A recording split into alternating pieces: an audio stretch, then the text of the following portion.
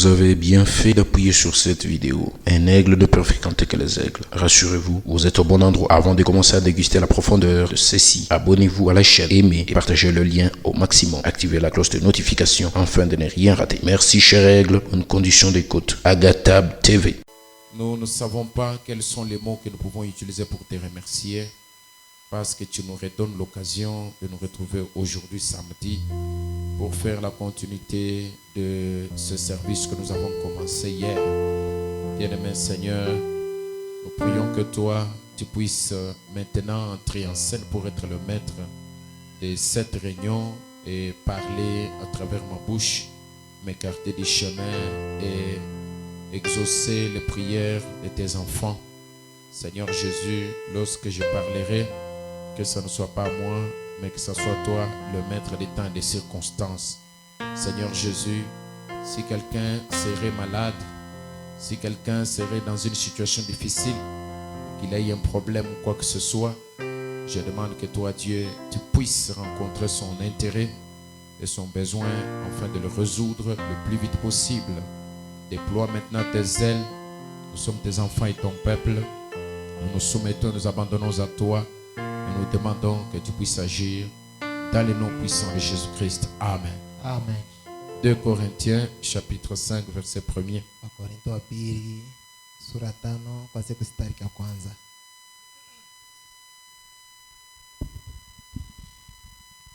Nous savons en effet que si cette tente où nous habitons sur terre est détruite, Tunajua kwamba kama hii hema ambayo tunaishi hapa dunia inapomonika,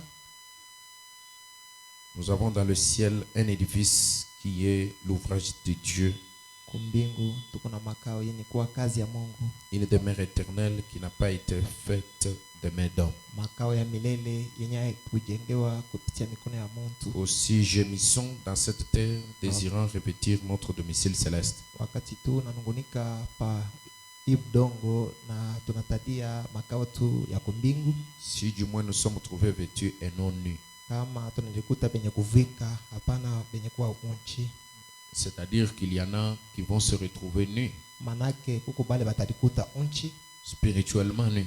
mukiro penye kuwa unchi. Car tandis que nous sommes dans cette tente, Kwa sababu hivi tuko mwi ema, nous gémissons accablés parce que nous voulons non pas nous dépouiller, mais nous revêtir. penye kufunga, lakini atupenda tupate kupunguka wala lakini tunapenda kuvikwa, Afin que ce qui est mortel soit englouti par la vie. namna kwamba yenye kuwa tu kifu iviko tu kwa uzima. Et celui qui nous a formés pour cela, c'est Dieu qui nous a donné les arts de l'esprit. Mwenye anatufundisha hayo ni Mungu, mwenye anatuvika tu masilaha ya kiroho. Prions encore. Tuombe pia. Dieu notre Père, nous sommes venus ici pour toi. C'est pourquoi, Père, nous aimerions vraiment nous accorder, Seigneur, avec toi sur la même ligne d'onde, afin de ne pas, Seigneur Jésus-Christ, dérober ni sortir de la voie que tu as déjà tracée et que tu veux que nous puissions suivre. Nous demandons vraiment que tu puisses me oindre, Père, oindre toute l'assemblée, oindre toutes les citations, oindre toutes les écritures, oindre toutes les déclarations qui vont sortir du bois de cette chair, afin que ces réunions puissent être bénéfiques pour chacun de nous. Nous voulons, Seigneur Jésus, que tu puisses en tout cas contrôler notre pensée pour ne pas laisser le diable emporter nos idées à des choses que nous avons laissées à la maison, à nos travaux, à des calculs faits, ô Dieu, et à autres choses qui n'ont aucun intérêt avec ce que nous sommes venus faire ici. Nous demandons que toi, tu puisses maintenant contrôler, Seigneur Jésus, ce qui est visible et contrôler ce qui est invisible dans cette salle. Que toutes les influences du mal, toutes les puissances de Satan et tout ce que le diable a déjà construit soit détruit, soit déraciné au nom de Jésus-Christ. Je veux que toi, tu puisses installer maintenant ton réseau à cet endroit afin de nous amener dans le lieu céleste en Christ et d'accomplir l'objectif pour lequel tu nous as réunis en cet endroit. Prends ainsi toutes choses et la gloire dans le nom de Jésus-Christ. Amen. Amen. Encore une fois, que le Seigneur vous bénisse. Na Mungu amebariki. Nous voulons atteindre l'objectif de nos réunions. Tunapenda tupate tu kifukuzio kya mikusanyiko yetu.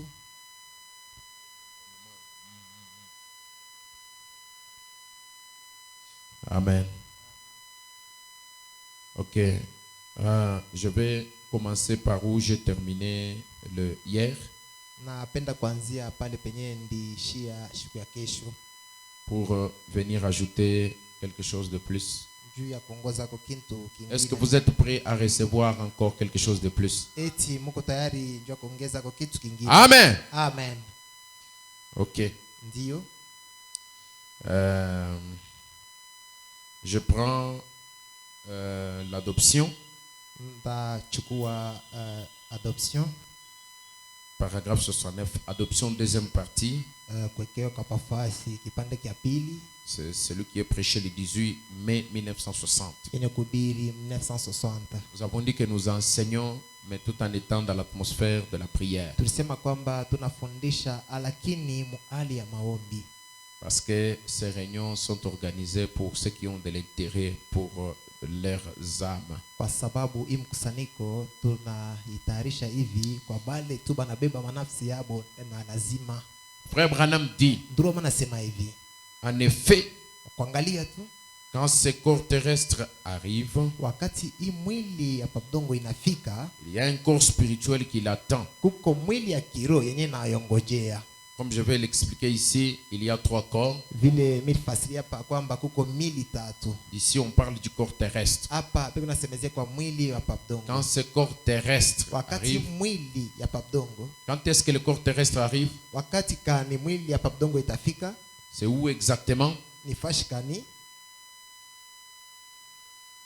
C'est à la maternité. Que Dieu te bénisse. ni wakati ile utazarikwa kwa Et maternite. quand ce corps terrestre arrive, Wakati mwili tu ya pabdongo il y a un inazarikwa, corps spirituel qui l'attend. kuko mwili ya kiroho yenye nayongojea. Aussitôt que, oh, alléluia.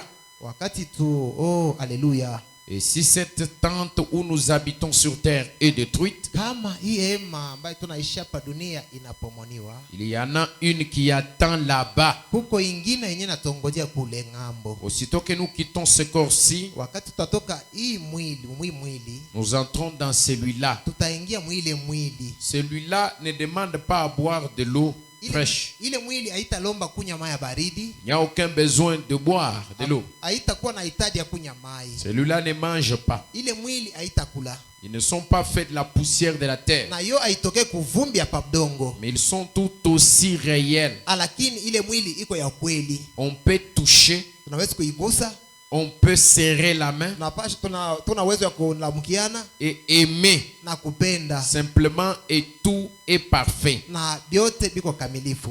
Amen. Amen. Ici, vous allez remarquer que Frère Branham dit que Mtavumbula kwamba Biblia inasema quand on entre dans ces corps célestes, wakati tunaingia mwili ya kumbingu, on a la possibilité de toucher. tuko na bahati ya kugusa, On peut serrer la main. na tunaweza kulamukiana, On peut aimer. na tunaweza kupendana, Et Frère Branham dit c'est réel. na ndio nasema ni vya kweli tu. Ici, c'est après que Frère Branham ait fait une expérience que je vous lirai. Hapa nikisha ndugu Brahma kuonja kwenye mtamisomea, L'expérience d'au-delà du rideau du temps. kuonja kwa kule ng'ambo tu kwa panzia ya wakati. C'est après cela que Frère Branham a corrigé sa façon de penser les choses. Ndio kisha ile ndio ndugu Brahma na atengeneza kwa namna yake ya kuwaza, Parce qu'il pensait que quand nous quittons sur la terre, nous allons de l'autre côté, dans l'autre dimension. juu aliwazia kwamba kama tunatoka hapa pa dunia tutaenda tu mwatua ingine wala ng'ambo ingine, Nous devenons en quelque sorte comme du vent. tunakuwa saa mpepo, On ne sait pas serrer la main, on ne sait pas toucher. hakutakuwa tu kulamkiana kumkono wala kugusana. Alors, mais quand il est allé lui-même là-bas, Sasa wakati yeye peke ndugu Branham anaenda kule ng'ambo, Dieu lui a donné la possibilité d'aller voir qu'il y avait la possibilité de toucher, d'embrasser, de faire autre chose. na Mungu anampatia bahati ya kwenda kule ng'ambo, na anaona ya kwamba kuko bahati ya kugusana wala kulamkiana. C'est pourquoi vous allez tirer attention, il y aura des citations qu'on lira qui datent d'avant cette période, par exemple en 1955, des choses comme ça. Ndio kwa maana mnapaswa kukebange, ndio tutakuwa na mahubiri yetu tutasoma yenye itakuwa tu ya ile matarehe kuanzia tu ya 1950 vitu vya vile, Où Frère Branham était en train de dire on peut entrer dans ce corps-là, mais on ne peut pas se toucher. na pale ndugu Branham anasema tunaweza kuingia mwili lakini hatutagusana, hakuna bahati ya kugusana. Amen. Amen. Mais cela peut aussi être expliqué d'une autre façon. Lakini naweza kufasiria tena mnamna ingine, Parce que le goût, les toucher, toutes ces choses-là kwa sababu kuonja, kugusa na vile vitu vyote sont appropriés à ce corps qui a 5 sens pour toucher, goûter, voir et tout ça. ile milango yote tano iko hapo njua hii mwili yetu ya mnofo, kugusa, kuonja vile vyote. Donc cela peut être aussi expliqué comme ça. Na inaweza kufasiriwa tena mwili namuna, Parce que ce corps-là, il a aussi ses autres façons de percevoir les choses. kwa sababu ile mwili ingine nayo iko na namuna yayo tu ya kushikia mambo. Tandis que la seule façon que ce corps ici que nous avons ont la possibilité de percer ou de toucher les choses, Namuna yenye hii de mwili percevoir iko les nayo, choses, iko na namuna nayo tu ya kushikia wala kugusa bintu. c'est seulement par les 5 sens. Ni vile vyote vitakuwa kupitia mamilango tano. Et dans l'autre corps là, Na mwili ile ingine lui là aussi sa façon de percevoir. nayo iko na namuna tu ya kupokelea mambo. Est-ce que nous sommes ensemble? Eti tuko pamoja. Ok, donc ça peut s'expliquer aussi d'une autre façon. Na tunaweza kubifasiria tena mnamuna ingine. Alors, frère Branham dit, Na ndio mnasema ce corps là, il attend là-bas. na ile mwili iko nongojea kule ng'ambo.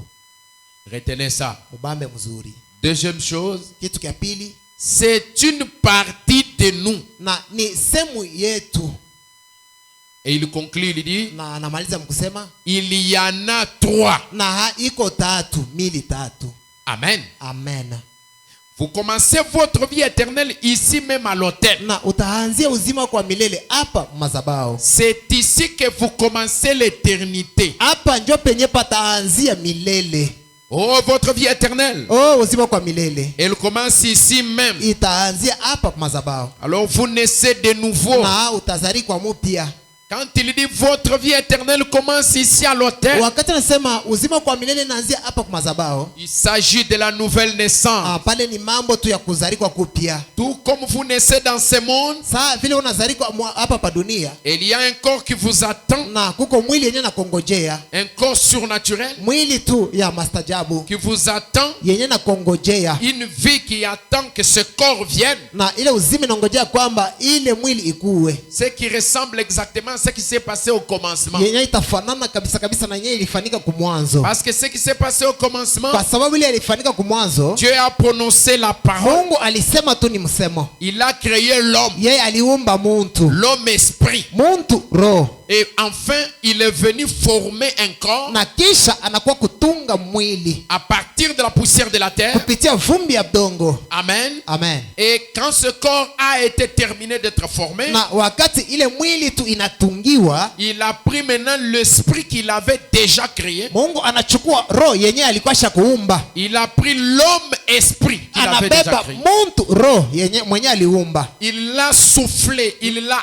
introduit dans cet homme qui était la terre. akapurusha wala aliingisha mumuntu mwenye alitokea kwa mavumbi ya udongo. Frère me dit cet homme a sursauté. Ndio anasema ule muntu alishutuka. Et la Bible dit il est devenu une âme vivante. Biblia inasema anakuwa nafsi yaliyo hai. Et quand vous prenez le même processus Na wakati unachukua kanuni moja moja, lors de la naissance naturelle d'abord, wakati tu ya kuzarikwa kwa kimwili, c'est la même chose. ni mambo moja. Amen. Amen. Il y a un esprit qui attend. Kuko roho fulani yenye nongojea, Pendant que la poussière est en train d'être formée dans le ventre de la mère. wakati tu vumbi iko naenda na kutungiwa mutumbo ya mama yako, Et cette poussière, c'est le muscle. na ile vumbi ndio yenye mnofo. Branham dit ça peut bouger, Brahma sema inaweza kutenka, mais il n'y a pas l'esprit là-bas. lakini roho haina ndani. Amen. Amen. C'est comme au commencement. Biko saa kumwanzo, On a fait on a formé une image, na balitunga tu picha moja, mais il n'y avait pas la vie. lakini amukukuwa uzima, Puis Dieu a pris la vie, na kisha Mungu akachukua uzima il a introduit. na kaingisha C'est ndani, ce qui se fait quand nous naissons. na ndio yenye nafanika wakati unazarikwa. Donc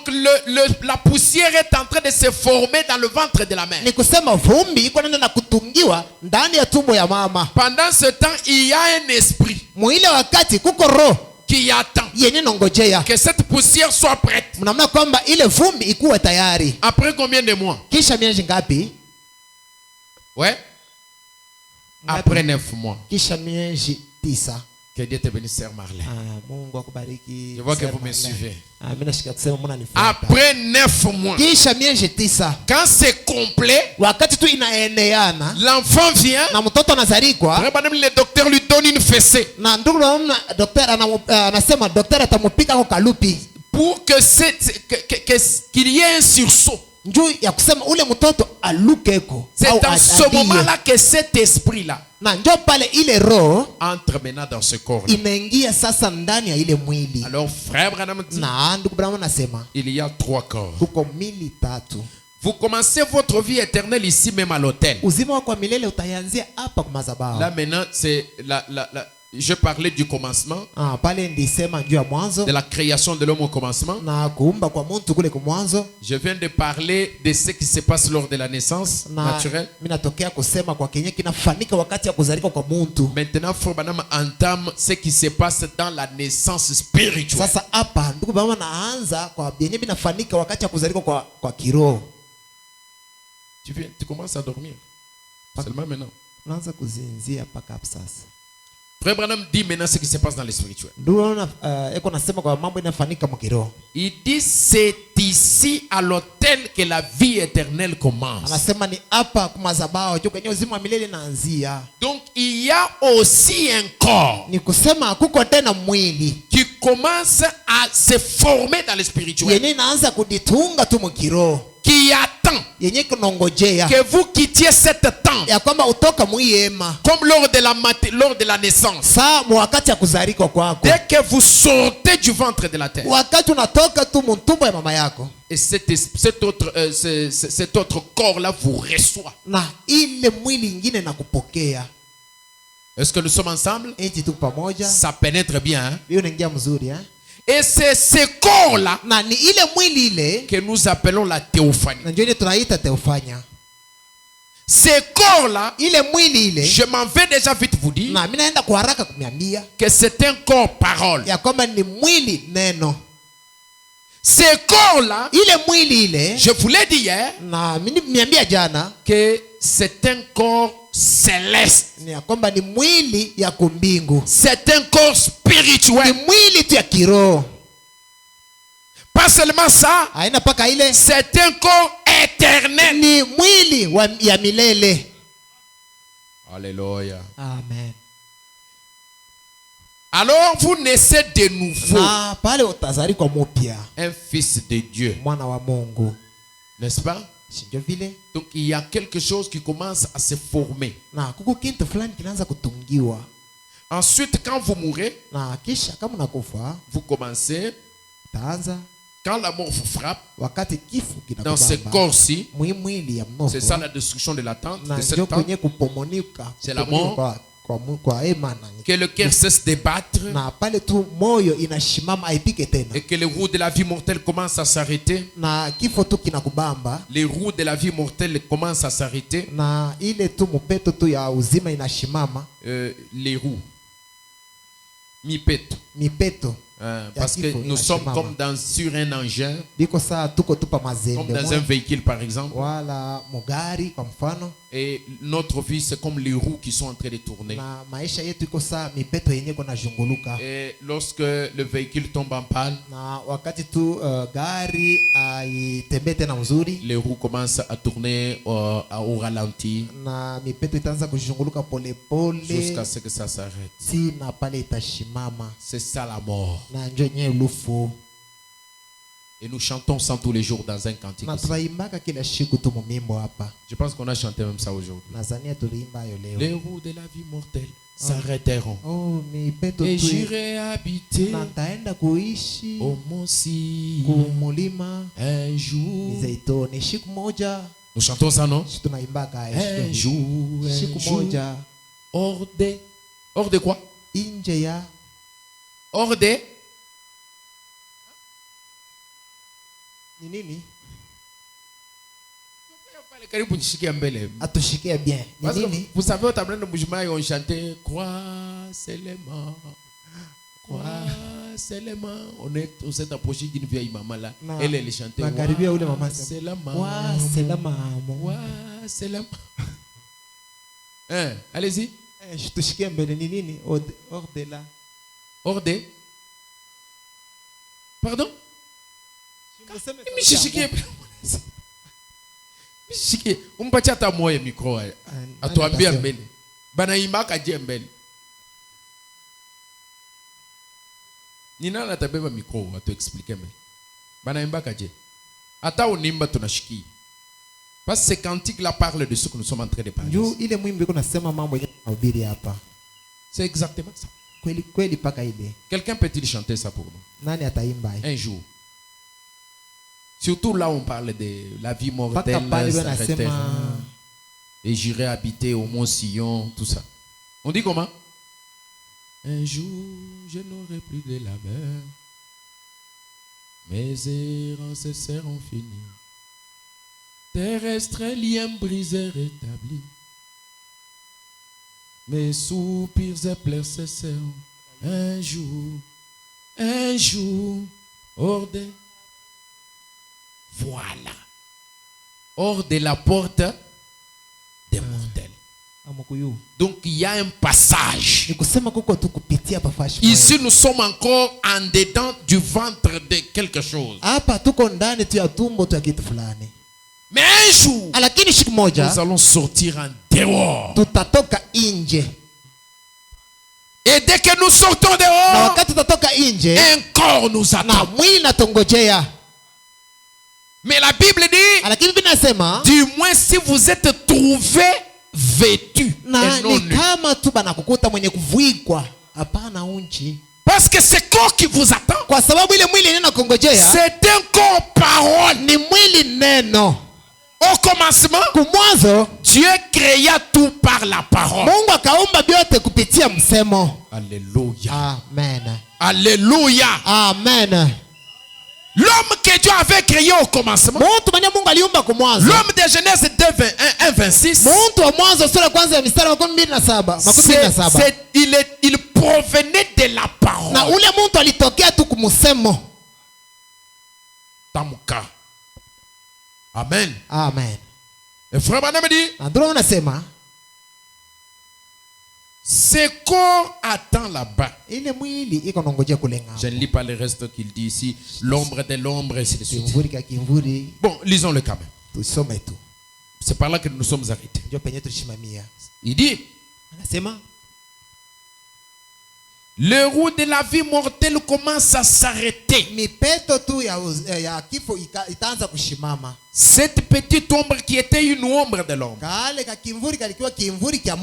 une seconde plus tard, elle devient une ombre de l'ombre. Ensuite, elle devient l'ombre. Ensuite, elle devient un petit filet. Ensuite, elle devient un ruisseau. Ensuite, elle devient une rivière. Ensuite, elle devient l'océan. Et au bout d'un moment, vous êtes en présence de vos bien-aimés. Parce que vous avez pris le même corps que les bien-aimés qui sont déjà partis. Frère Branham dit, vous êtes en présence de vos bien-aimés. Vous êtes là-bas, revêtus de vêtements d'un corps céleste, dans lesquels vous vous reconnaissez les uns les autres. Vous vous aimez les uns les autres. Vous êtes redevenu un jeune homme. Vous n'allez pas être là-bas vieux, avec des cicatrices, avec des histoires, des fractures, des imperfections du corps. Vous êtes plutôt rajeunis, parce que là-bas il n'y a pas d'imperfection. Tout est parfait. Frère Branham dit, vous êtes redevenu jeune, un jeune homme, une jeune fille, femme, de nouveau. C'est tout à fait exact. Ce corps attend là-bas jusqu'à ce que vienne le Seigneur Jésus. Que quelqu'un aille m'acheter un cadenas. Il y a une conduite que je dois faire aujourd'hui. Je viens de me rappeler maintenant. Frère Branham dit, jusqu'à ce que vienne le Seigneur Jésus, vous allez attendre Si vous mourrez aujourd'hui, kama mnakufa leo, vous allez attendre là-bas wewe mtaenda kongojea jusqu'à ce que vienne le Seigneur Jésus. mpaka bapo Bwana Yesu Et atakuja. un jour, Na siku moja ce corps glorifié, hii mwili ya utukufu, souvenez-vous, mkumbukeni, c'est un corps céleste, ni mwili ya kumbingu, pas un corps glorifié, ana mwili ya utukufu, un corps céleste. ni mwili ya Et kumbingu. un jour, Na siku moja ce corps céleste quittera le ciel avec Jésus. hii mwili ya kumbingu itatoka kumbingu pamoja na Yesu. Amen. Amen. Et vous savez, Na mnajua il nous faut être bien fixés inastahili tukue tu benye kuwa tu sur msimamo mzuri les appellations que Frère Branham donne à ces trois corps. pa manjina yenyewe ndugu baba inapanga ile mamili yote tatu. Il y a d'abord Kwanza kuko le corps physique, mwili tu ya mnofo qui est le corps terrestre, yenye kuwa mwili ya hapa pa dunia, le corps dans lequel nous vivons, mwili ambayo tuko naishia, le corps qui est né de l'homme et de la femme. mwili yenye inatokea kupitia baba na mama. Ça c'est un. Ile ni ya kwanza. Deux, Cha pili il y a le corps céleste, kuko mwili ya kumbingu, la théophanie. Theophania. Amen. Amen. On peut mettre les tableaux ici Munipandishie kotu kibao. pour que nous soyons fixés. Ce corps céleste Hii mwili ya kumbingu est appelé théophanie, inaitwa Theophania. est appelé Inaitwa le corps parole. mwili neno. C'est appelé logos. Inaitwa logos. Amen. Amen. Non, ça reste. Nous avons un Kuna ya kwanza corps terrestre. mwili ya hapa pa dunia. Ça c'est le corps de chair Hii ni mwili ya mnofo, dans lequel nous naissons. mwili ambaye tunaishia. Le corps, bon, celui-ci est aussi appelé corps physique. Hein? Nayo inaita tu mwili tu yetu ya mnofo ya bumuntu. Deux, Ya pili nous avons le corps tuko na mwili céleste. ya kumbingu. Ou encore Tena théophanie. Theophania. Je vais expliquer la théophanie dans quelques minutes. Nitafasiri ya Theophania muda kidogo. C'est un corps spirituel. Ni mwili tu ya kiroho, Un corps céleste. mwili ya kumbingu, Un corps théophanique. mwili tu ya Theophanie. Mais aussi un corps parole. Tena ni mwili neno, Parole. mwili neno, Un corps parole. mwili neno. C'est aussi le logos. Tena ni logos. Parce que Dieu en a aussi le sien. Mungu naye iko na yake. Puis, troisième corps, Kisha mwili ya tatu c'est le corps glorifié. ni mwili ya utukufu.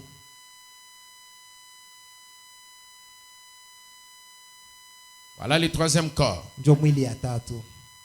Il est aussi appelé Naye inaitwa corps de la résurrection. mwili ya ufufuko.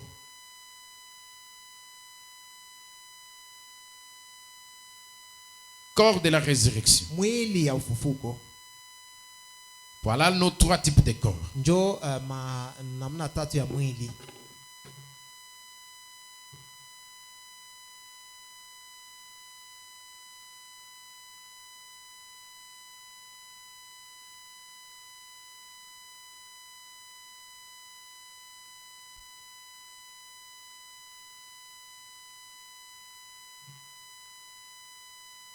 Bien.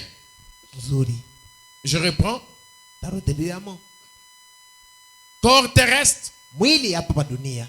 corps physique Mwili tu ya bumuntu. ou corps charnel. Wala tu ya mnofo. C'est le corps dans lequel nous vivons qui a 5 sens. Ni mwili ambaye tunaishia yenye kuwa na milango 5. Amen. Amen. 2. Ya pili, Corps céleste mwili ya kumbingu ou la théophanie wala Theophania. ou le corps théophanique. Wala mwili tu ya Theophania. Corps parole, Mwili neno. logos. Logos.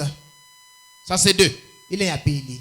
3. Ya tatu, Corps glorifié. mwili ya utukufu. Corps de la résurrection. Mwili ya ufufuko. Amen. Amen. Celui-ci, il est céleste. Hii mwili ni ya kumbingu. Il est aussi glorifié. Nayo iko ya utukufu. Mais il est céleste. Lakini ya kumbingu. Céleste. Ya kumbingu. Amen. Amen. Celui-ci est glorifié. Hii nayo ya tatu iko ya utukufu. Mais il est terrestre glorifié. Lakini hapa pa dunia ya utukufu. Nous sommes ensemble. Tu pamoja? Est-ce que vous me suivez? Eti mnafuata. Si vous avez des questions, vous allez me les poser. Vous m'écrivez. tu mtaniandikia mnaniletea. Ce sont des choses que nous avons déjà survolées dans le passé. Ni vitu tushapitia hapo tu wakati ni kupita. Maintenant, nous lisons Frère Branham. Sasa tunasoma ndugu Branham. Le seul lieu d'adoration auquel Dieu a pourvu, paragraphe 21. Fashi moja mabudu yenye Mungu anatayarisha. Et c'est donc on est reconnaissant à ce sujet, cher ami. Na kenye tuko nakyo na shukrani wa rafiki. C'est que bien aimé Seigneur Jésus, vous qui croyez que je vous dis la vérité, un matin vers 8 heures, le bien aimé Seigneur Jésus-Christ m'a accordé de voir ce pays. Eh bien, ce n'était pas une vision. Mais je n'aimerais pas dire que c'était ça. Peu importe ce que c'était, c'était tout aussi réel que je suis en train de vous parler. Eh bien, j'ai vu les visages de ces gens. Je ne pouvais pas les reconnaître. Ils étaient redevenus jeunes. La raison pour laquelle Fobanem ne pouvait pas les reconnaître, c'est parce qu'ils étaient redevenus jeunes. Parce que quand ils étaient sur la terre, dans leur corps physique, leur corps terrestre, il y a eu la vieillesse. Amen. Amen. Mais quand ils sont rentrés dans leur corps céleste, il n'y a pas de vieillesse là-bas. Plus de vieillesse. Plus de vieillesse. Là-bas nous ne vieillirons jamais. Oh. Plus de vieillesse. Plus de vieillesse. Là-bas nous ne vieillirons jamais. Quand nous chantons ces choses, nous devons les pénétrer. Katwa kukula kajato. Moi katwa kukula kajato. Katwa kuku la kajato. Moi katwa kuku la kajato. Parce que ce sont des corps célestes. Ce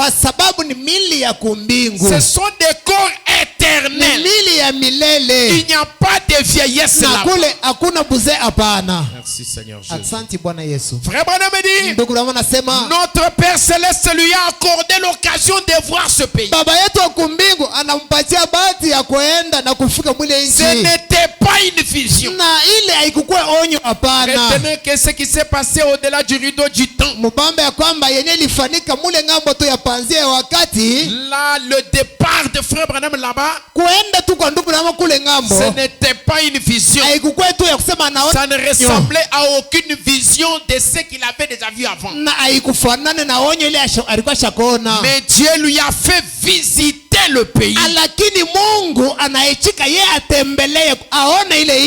Il a laissé son corps sur le lit. Sa chemise suspendue à la tête du lit. Ses mains contre la tête. À côté de sa femme. Et notre corps ici à quelques mètres.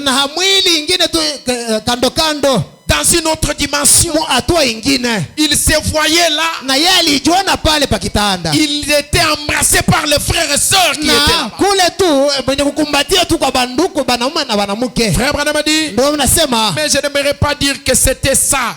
lakini sipende kusema kwamba ilikuwa que ile c'était une vision. ya kwamba ilikuwa Peu onyo. importe ce que c'était, Hata kama ilikuwa nini, c'était tout aussi réel que je suis en train de vous parler. iko tu ni ya ukweli. Mimi naona mimi namiambia, J'ai vu les visages des gens. na mimi naona mauso ya watu, Ils étaient redevenus jeunes. na baba lirudia kubuyana, Ils étaient tous réels. na balikuwa tu ni ba J'ai ukweli, touché leurs mains. na niligusa mamikono yabo, C'est tout aussi réel. na iko tu ni ya ukweli, Et cela m'a aidé. na ile ilisaidia. Cela m'a aidé parce que j'avais une conception Ilisaidia njoo, mimi nilikuwa na mawazo fulani selon laquelle kupitia ile, lorsque quelqu'un mourait, wakati mtu kama mtu anakufa, son âme s'en allait tout simplement. nafsi yake ilipasha kwenda tu vile, Mais quand il m'a alors cité cela, lakini wakati tu ananitembesha mule disant, mkusema, quand il m'a cité cela, wakati alitali hayo disant, mkusema, si cette tente où nous habitons sur terre, kama hii hema ambayo tunaishi hapa pa dunia, nous en avons déjà une.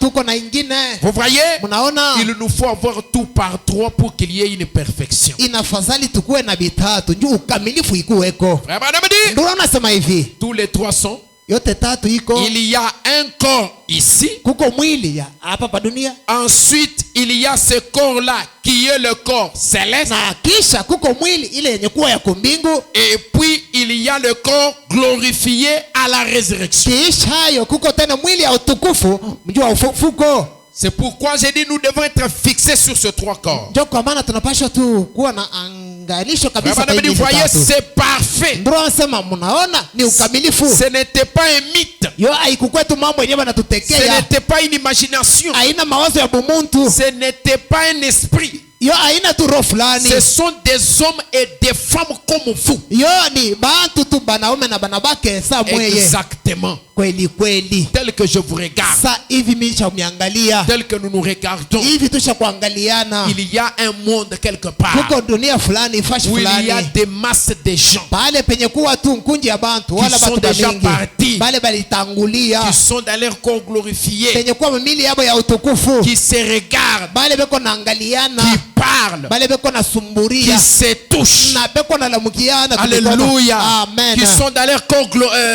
céleste. Penye kuwa mili yabo ya kumbingu. Qui sont dans leur théophanie. Beko mtefani yabo. Réelle. Ya ukweli tu. Dans une autre dimension. Penye kuwa mwatua ingine. Alléluia. Amen.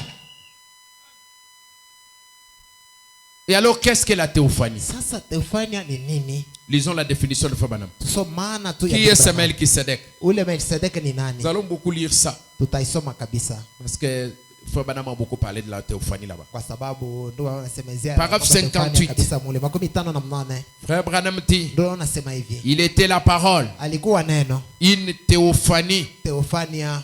Une théophanie, Teofania c'est quelque chose que vous ne pourriez pas voir. ni kitu kenye hauna na uwezo ya kukiona. Cela pourrait être ici même, Kinaweza kuwa hapa en ce karibu. moment, Mwi wakati et vous ne pourriez pas le voir. na hautakiona hapana.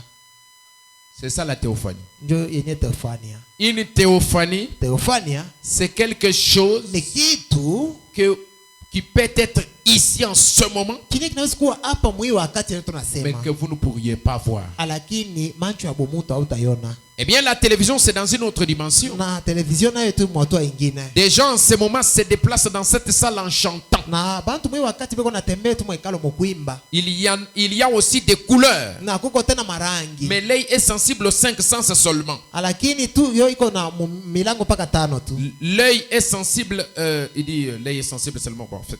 Ou plutôt, tout votre être est sensible aux 5 sens seulement. Wala tu mwili yako tu yote mzima iko tu na milango 5. Et vous n'êtes sensible qu'à ce que vous pouvez voir dans les limites de la vue. Wewe utaona tu mpaka tu pa mimpako yenye macho inaweza kuona. Mais il y a une autre dimension Lakini kuko hatua ingine. qui peut être perçue Ile tunapaswa kuona après transformation kisha kubadilika au moyen de la télévision. kupitia television. La télévision ne fabrique pas d'image. Television haitungake tu maimage hapa. Ici, Frère Branham devient maintenant un grand homme de science. Hapa ndugu anakuwa tu mtu wa sayansi. La télévision ne fait que la conduire dans un circuit. Na television iko naongoza ile image mu circuit moya hivi. Et ensuite l'écran de la télévision Kisha tu yenye ekran ya television le capte. inabamba ile mapicha. Mais il y a l'image pour commencer. Lakini mwanzo ya yote kuko tu ma image La fulani. télévision était là lorsqu'Adam était là. Na television ilikuwa wako wakati Adamu alikuwa wako. La télévision était là lorsqu'Élie était sur le mont Na Carmel. television ilikuwa wako wakati Elia alikuwa tu kumulima. La télévision était là lorsque Jésus de Nazareth marchait sur les côtes de la Galilée. Television ilikuwa wako wakati Yesu alikuwa anatembea manjia Galile. Mais seulement maintenant, Na hapa sasa c'est seulement maintenant que vous le découvrez. ni paka hapa sasa ndio unavumbula. Amen. Amen. À l'époque là, Mwile wakati ile il ne l'aurait pas cru à ce moment-là. na bwa bapashi kuyamini ile wakati. Vous auriez été traité de fou. Na balipashi kusema kwa mazimo. Si vous dites, oh, il y a une télévision et tout ça. Kama unasema kuko television batakusema kwa On allait dire mazimo. que vous étiez fou. À l'époque d'Élie, Mwile wakati ya Elia il ne pouvait pas comprendre ça. na bwa bapashi kuelewa ile mambo. Si vous aviez dit quelque chose comme cela, Kama ulisema mambo saa ya vile tu. mais maintenant, Na hapa sasa c'est devenu une réalité. inakuwa ukweli. C'en est également une que Christ est ici. Na iko tena vile vile ya kwamba Kristo eko hapa. Vous croyez que Christ est ici? Mnaamini ya kwamba Kristo eko hapa? Les anges de Dieu sont ici. Ba malaika tu ba Mungu beko hapa. Et un jour, Na siku moja dans le grand millénium à venir, utawala 1000 yenye ce takuja sera plus réel que la télévision ou n'importe quoi d'autre. itakuwa ukweli sa television wala vitu vingine Parce qu'ils sont ici. kwa sababu beko hapa. Maintenant, j'aimerais vous faire découvrir l'origine de l'homme. Parce que nous voulons... Sasa Oui. napenda tu muvumbule kwenye mtu anaanzia. Amen. Amen. Il nous faut commencer par le début. Inastahili kuanzia tu kumwanzo. Où est-ce que l'homme est venu? Mtu anatokea wapi? Je vous ai expliqué ça hier. Si ndifasiria jana. Maintenant, nous allons les lire. Sasa hapa tutasoma. Et je veux que vous puissiez être attentifs et suivre avec l'esprit. Sasa napenda tu mutekeleshike kabisa na mushikie tu. Question-réponse sur la Genèse du 29 juillet 1953. Swali na jibu pa mwanzo inakuwa 1953. Paragraphe 22. Kifungo 22. Là, soyez attentifs. Pale tu mashikio ikuwe tu Et suivez tayari avec ya l'esprit. kushikia na mushikie na roho. Amen. Amen. C'est une longue lecture, mais supportez. Mutavumilia wala lakini tutasoma birefu. J'avais pris l'attitude de qui est Dieu, mais c'était un peu plus ou moins court, mais ça ne rencontrait pas vraiment toute la clarté dont j'avais besoin. Na ndichukua hali na Mungu ni nani ilikuwa mfupi na bile tu yenyewe ilikuwa na pamoja na vile mawazo yangu. Alors lisons. Ça peut être la dernière citation. Tusome tu inaweza kuwa ya mwisho. C'est pourquoi soyez attentifs. Peut-être. 22. 22. Du 29 juillet 1953. Paragraphe 22. Il était autrement dit Adam, le premier homme de création inférieure de Dieu. La première création, c'était Dieu lui-même. Dieu lui-même s'est créé. Ensuite, de Dieu est sorti le Logos, qui était le Fils de Dieu. Ensuite, du Logos était la parole, qui était la parole. Au commencement était la parole. La parole était avec Dieu. La parole était Dieu.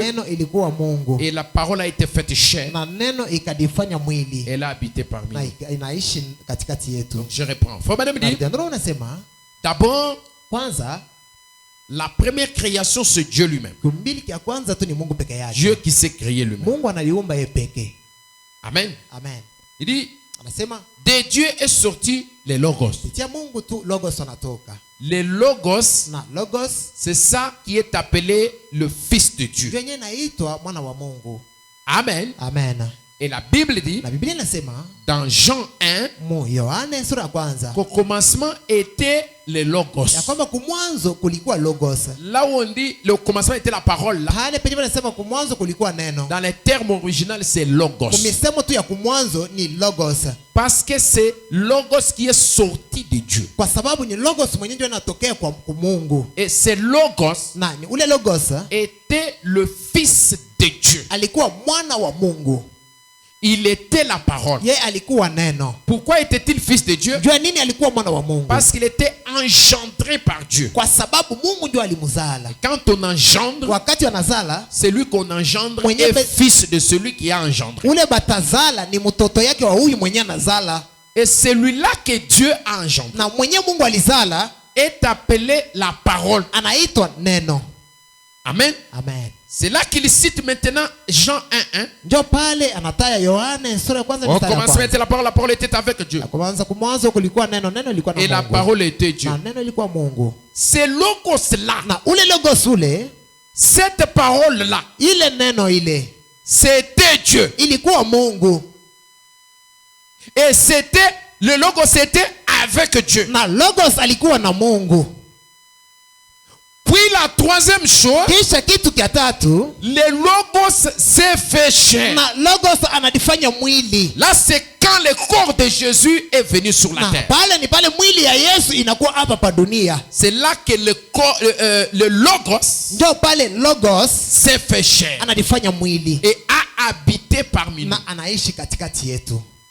Du logos, Sia logos avant d'abord qu'il ne se fasse chair, kwanza ya kudifanya mwili, quand il est sorti de Dieu, wakati anatoka kwa il Mungu est devenu le logos. anakuwa logos. Du logos Kutoka ku logos, est sorti l'homme. ku logos kunatoka muntu. C'est ce que je vous ai dit hier. Ndio nini nimeambia jana. Du logos est sorti l'homme. Ku logos toka muntu. Maintenant, faut me dire. Sasa tunasema Retournons en arrière. turudie nyuma. 100 millions d'années avant. Milioni na milioni tu mwanzo. Avant qu'il n'y ait même une atome, une étoile, Kabla ya kuya tu hata tu nyota moja. une lune ou quoi que ce soit dans Wala le monde. mwenji wala kitu kyokyote mdunia. 100 millions Anasema tu elfu ya milioni d'années avant. ya miaka tu kule kumwanzo. Effectivement, à un moment donné, il n'y avait rien du tout ici. Kweli tu wakati mmoja hivi kukue kintu hapa pa Il n'y dunia. avait que le toujours et éternité. Kulikuwa paka tu milele 100 millions d'années. na maelfu ya milioni ya Quand on miaka. calcule par rapport au temps dans lequel nous sommes en train d'exploiter aujourd'hui. Pale tuko na hesabia kufuatana na miaka ambayo tunaishi leo. Mais avant que le temps ne commence, Sasa kabla tu ya wakati kuanza, là dans l'éternité, kule kumilele kule 100 millions d'années. maelfu tu ya milioni ya miaka. Est-ce qu'il y a quelqu'un qui a 1 million d'années ici? Eti kuko mtu ashaoneshaka tu milioni ya miaka hapa. Il y a quelqu'un qui a déjà 100 ans ici. Wala tu elfu moja, wala 100 tu. 90 ans. 90 Il n'y en a pas. hakuna. Mais 100 millions d'années avant, Sasa elfu tu ya milioni ya kule kumwanzo, avant qu'il n'y ait rien qui soit créé. kabla ya kintu hata kimoja kumbiwa. Comprenez d'abord d'où nous sommes venus. Muelewe kwanza kwenye tunatokea.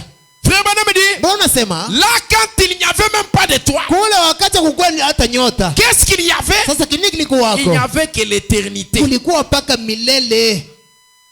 Il n'y avait que le toujours. Kulikuwa paka. Et tout cela, le toujours éternité, c'était Dieu. Na ile paka na milele ilikuwa paka Mungu. Il était là au commencement. Yeye alikuwa pale kumwanzo. Maintenant, Sasa allons-nous accouder sur cette balustrade. twende tu Allons sasa, nous accouder. Donc nous allons mettre le coude comme ça. twende tu Sur cette tushimamie balustrade. pa ile tu mambo. Qu'est-ce que nous allons faire, Frère Branham? Tutafanya nini ndugu Branham? Et regardons là-bas pour voir ces choses arriver. Na tuangalia kule ndio kuona mambo yenyewe ilifanyika.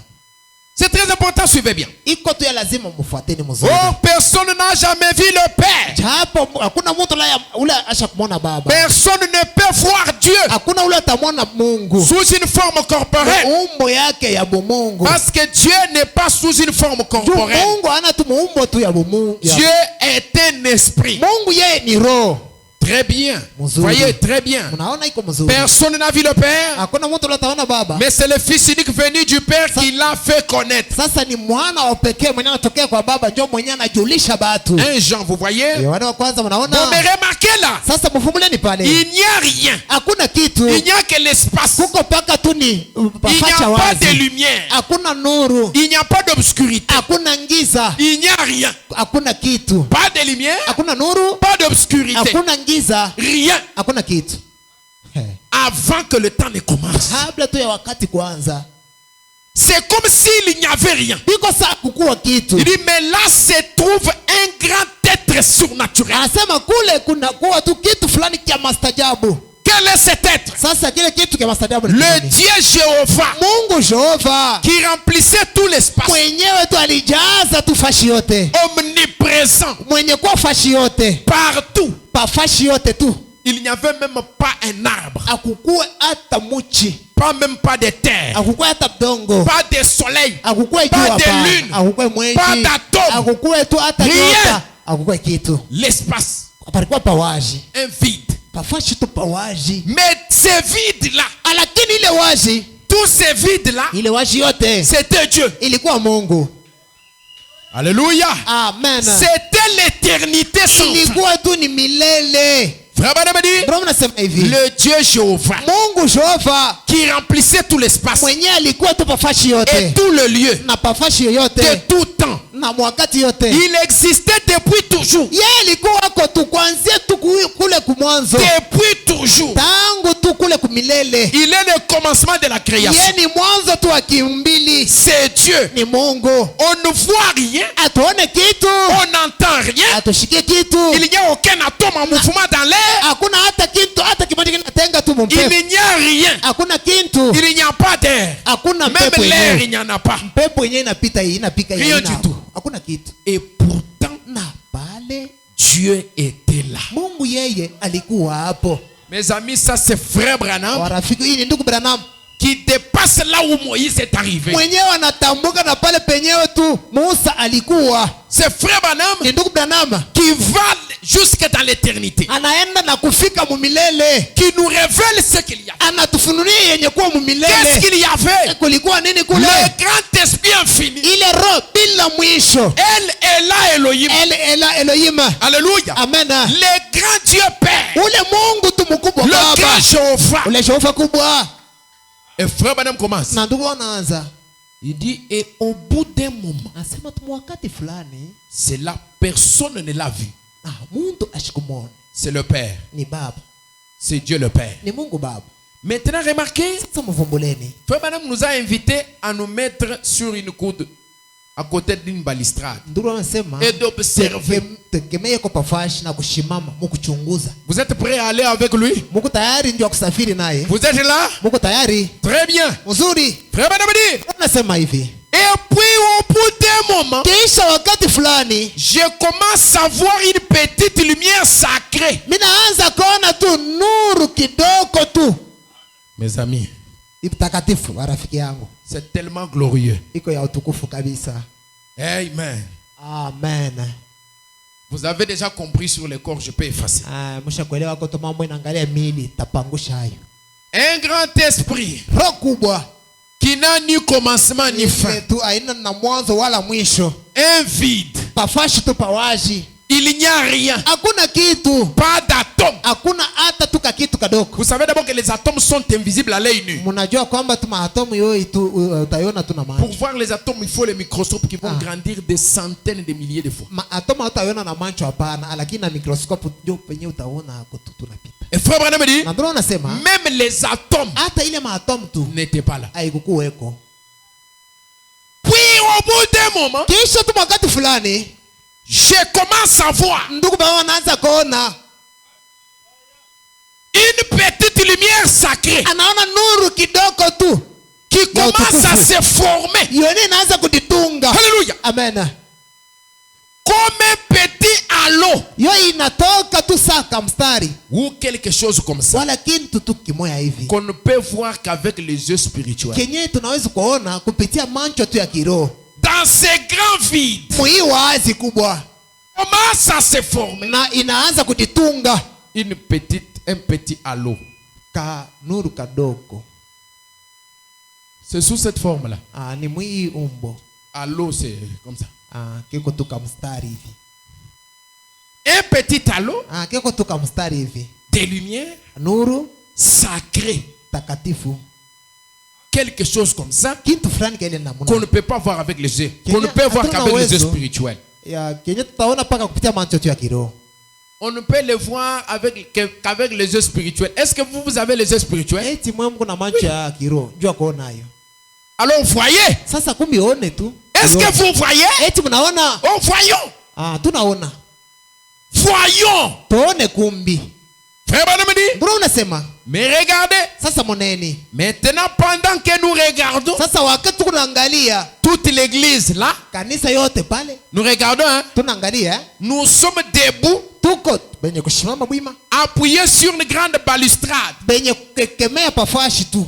Nous observons ce que Dieu est en train de faire. Na tuko na chunguza kinye Mungu yako mkufanya. Nous allons en venir à la question que nous avons ici. Na tutarudia kuswali yenye tuko nayo hapa. Et vous verrez comment il introduit cela. Na mtaona namna kani ataingisha hayo. Donc personne n'a vu Dieu. Kumbi hakuna mtu acha kuona Mungu. Ensuite là, c'est que nous commençons à voir. Sasa kisha kinye tunaanza kuona. Grâce à des yeux qui peuvent regarder dans les surnaturels. Kupitia macho yenye kona angalia tu mukti ya mastajabu. Nous voyons se former une petite lumière blanche là-bas. Tunaona tu nuru kidogo tu mweupe inaenda kutungiwa kule. Qu'est-ce que c'est? Ni nini ile? C'est ce qui a été appelé par le lecteur de la Bible logos. Na njoo yenyewe tu inaitwa tu kwa mwandishi wa Biblia kwamba logos. Ou le oin. Wala mpakaliwa. Ou l'onction. Wala upako. Oh. Les logos. Logos. C'est ça l'onction. Na njoo yenyewe upako. Merci Seigneur Jésus. Asante Bwana Yesu. Les logos. Logos. C'est cette petite lumière. Na njoo yenyewe nuru kidogo. Surnaturelle. Ya mastajabu. Ou là, c'est que j'allais dire. Na njoo yenyewe ndipasha kusema. La partie de Dieu qui a commencé à prendre une forme. Sehemu ya Mungu yenyewe inaanza kuchukua kwa umbo. Afin que les êtres humains mnamna kwamba batu wala babinadamu puissent en quelque sorte se le représenter. Njuba kuwe tu ba muoneshe tu Mungu. Non, c'est représenter ça dans la avoir une image. Bakuwe tu na ile tu mawazo baone Mungu kupitia mawazo yabo. Parce que kwa sababu la mémoire de l'homme, na hii mawazo ya muntu, l'intellect de l'homme, wala akili ya muntu, la conception de l'homme, wala tu kutumwa kwa muntu, ne peut pas concevoir Dieu. Kwa hakutampokea Mungu. C'est pourquoi nul n'a vu le Père. Ndio kwa maana hakuna muntu ulasha kumwona Baba. Parce que vous ne pouvez pas vous allez lui donner quelle image, quelle forme. Kwa sababu tutampatia Mungu umbo ya namna gani? C'est pourquoi ndio kwa maana il amorce un détail. Yeye anaanza kutufasiria pour faciliter aux humains. Ndio kusema bantu tu bapate kujua. Parce que les humains allaient venir après. Ndio bantu wapashe kuyakiisha. Pour leur faciliter de se représenter comme quelque chose dans la pensée. Ndio abafasirie ko na sujet de Dieu. Bakweko na mawazo fulani kwa kenye kinaangalia mambo ya Mungu. Frère Branham dit. Ndio wanasema hivi. C'était une petite lumière qui se déplaçait. Ilikuwa tu ni nuru kidogo yenye ilikuwa natembea. C'était la parole de Dieu. Ilikuwa tu ni neno la Mungu. Or Dieu a donné lui-même naissance à ce fils. Na japo Mungu yeye peke anazala tu mtoto yake. Ce fils est venu d'où? Huyu mwana anatokea wapi? Il est venu de ce grand esprit éternel. Yeye anatokea kwa ile roho kubwa ya milele. Mais ce fils, sasa huyu mwana, c'est toujours Dieu. Yeye ni paka Mungu. C'est toujours Dieu qui se donne lui-même une forme qui peut être perçu par les yeux. C'est toujours le même esprit qui est éternel, qui se donne une forme. Et on dit par expression simple, Dieu a engendré un fils. Si vous comprenez ça, vous pouvez facilement comprendre la divinité de Jésus-Christ. Amen.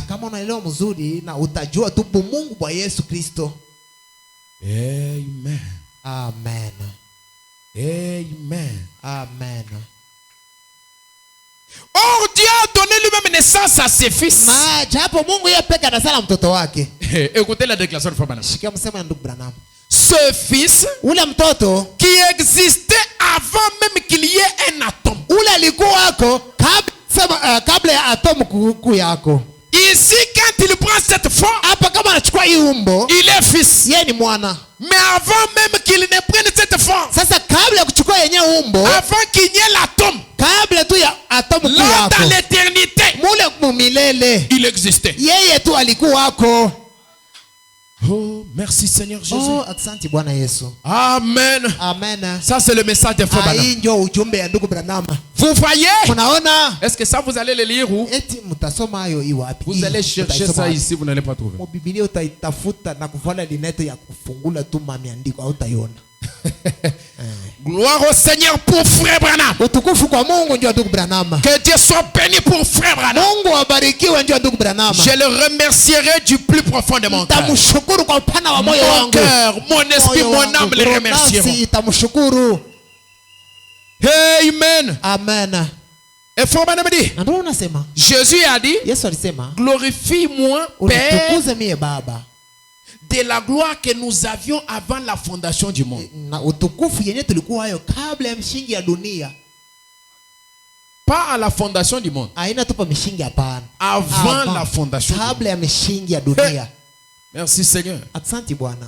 Ou de l'air pour il dit voilà, avant la fondation du monde. Vous voyez tout là-bas. Mnaona vyote kule. Maintenant dans Jean 1. Sasa Yohana sura ya kwanza. Il a dit au commencement était la parole. Asa mwanzo kulikuwa neno. Et en premier, Na kia kwanza, et la parole était Dieu. neno ilikuwa na Mungu. Et la parole était faite chair. Na neno Et là habité parmi nous. Na iliishi katikati C'est yetu. Dieu qui descend, Na ni Mungu mukushuka s'est dévoilé na kudifunua. en devenant un être humain.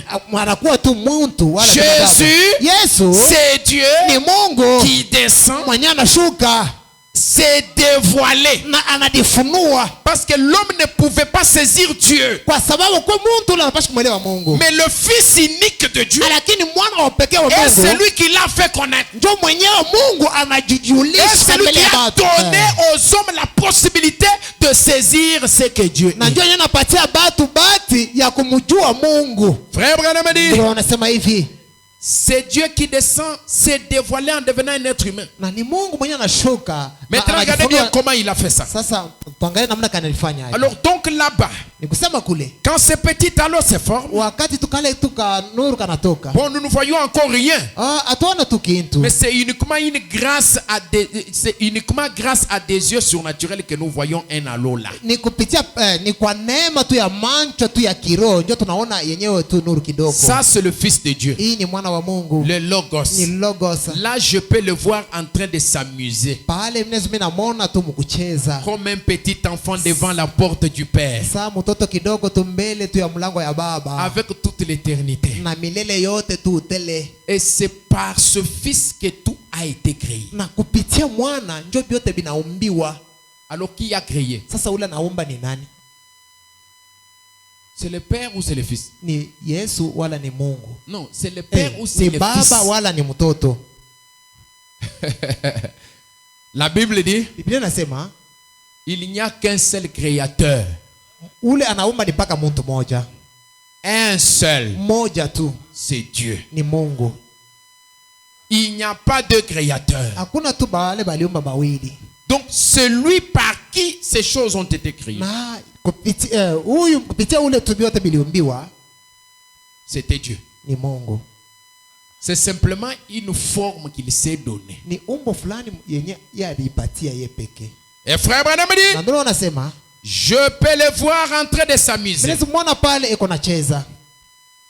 Il dit comme un petit enfant devant la porte du Père avec toute l'éternité. Asema sasa mtoto kidogo tu mbele tu ya mlango ya baba na Il usale tu ya s'amuse. milele iko nacheza. Là dans toute l'éternité. Mule tu mumilele. Voyez? Mnaona? Et voilà que dans son imaginaire, Mnaona tu mawazo yake c'est là que vient maintenant la pensée et les attributs. na njoo pale peko nakuwa mawazo na Il se met à penser ce que les choses allaient être. yeye anaanza kuwaza kwa mambo ilitafika namna Parce que gani. pour construire une maison, il faut d'abord concevoir le plan de la maison. Na njoo kujenga jumba inastahili tuwaze kwa kusema Vous ne jumba pouvez pas itakuwaje. commencer à construire la maison, vous allez avec les murs Oui. jusque dans la route. Hautaanza kuyenga tunabeba kibumbashi kinaenda kinatambuka na mpango ya Il faut wenyewe avoir hapa. d'abord une pensée, Inalomba tu uwaze une kwanza. vision. Ukuwe na onyo Il fulani. fallait avoir d'abord un attribut. Inastahili tu ukuwe tu na kitu fulani Cette kitatunga maison kichwa doit yako. exister en toi sous forme de pensée. Na ile nyumba ilikuwa ndani mwako mawazo Avant que tu ne commences à l'appliquer. kabla tu ya kwanza kuijenga. Et c'est ce qui se passe ici. Na ndio inafanyika hapa. Le Fils maintenant, Mwana sasa il dit, anasema dans son imaginaire, mu mawazo yake il se met à penser ce que les choses allaient être. yeye anaanza kuwaza kwa namna gani vitu vinapaswa kufanyika. Et je peux l'entendre dire. Na naweza kumshikia anasema, Qui? nani? Le Fils. Mwana. Le Logos. Logos. Que la lumière soit. Ya kwamba nuru ikuweko. Et c'est à ce moment-là, Na ni mwile wakati ile un atome a éclaté. na atomu kadogo kanapasuka. Le soleil a commencé à exister. Na jua inaanza inakuwako. Celui-ci a tournoyé pendant des centaines de millions d'années. Na hii jua ikashunguluka tu miaka na miaka. En format de fragments. Na mkutunga tu Pendant des centaines de millions d'années. ma miaka tu mamilioni ya miaka. En format de fragments. Mkutunga tu solide, bipande. Iko naifanya tu bipande. Bipande. En brûlant mkuwasha et en prenant la forme qu'il a aujourd'hui. Na kubeba tu umbo yenyewe iko nayo leo. Amen. Amen. Cela a commencé d'abord à exister des millions d'années avant. Ile ilitangulia kuwako tu mamilioni ya miaka. Parce que le soleil que nous avons aujourd'hui, jua yenyewe tuko nayo leo, dans la forme que nous le voyons, umbo yenyewe jua iko a été leo, créé le 4e jour. yo iliumbiwa tu siku ya 4. Mais regardez ce qui se passe avant. Sasa mwaneni yenyewe inafanyika tu kumwanzo. Des millions d'années. Milioni tu milioni ya miaka. Parce que la création tout entière a pris 7000 ans. Juu mbili biote tu bilibeba tu 6000 ans. Et le 7e millénaire, Dieu s'est reposé. Na ile ya 7 tu Mungu yakapumzika. Mais ici on parle de millions d'années. Sasa hapa bado unasema tu kwa milioni ya miaka. Donc des choses ont commencé à exister avant l'existence. Na bitu bikaanza biliku yako tu mwanzo tu ya bikuweko. Alléluia. Amen. Frère Branham dit, avant qu'il ne prenne la forme qu'il a aujourd'hui, il brille toujours, il fusionne toujours des atomes. Si jamais on déclenchait des bombes atomiques, la bombe atomique, la réaction atomique enchaîne.